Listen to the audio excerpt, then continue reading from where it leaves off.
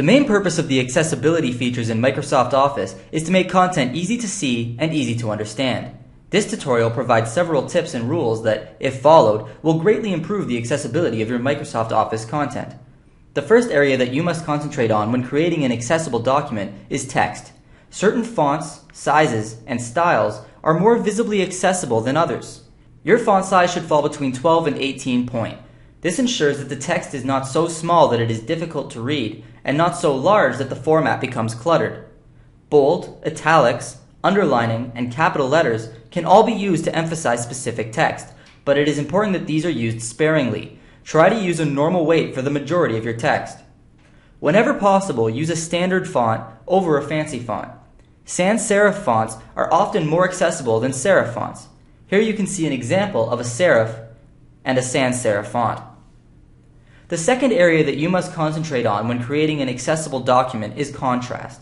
In the context of a Microsoft Office document, contrast is the level of dissimilarity between the objects on a page and the background they lie on.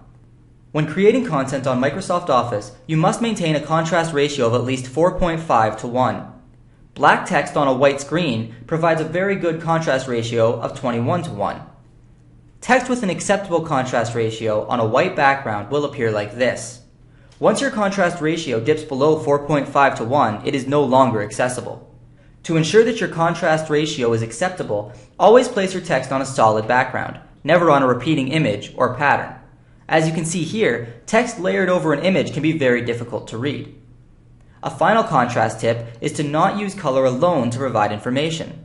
Utilize shape or text in conjunction with color to display information. Your content should be equally accessible in grayscale. A chart that looks like this is perfectly understandable, but switch it to grayscale and all meaning is lost.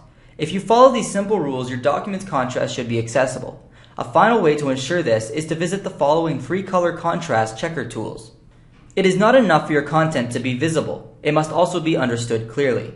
There are several steps you can take in your writing to ensure that your content will be understandable to both people and assistive devices. Anytime you use acronyms or abbreviations, make sure that you clearly describe their purpose or meaning.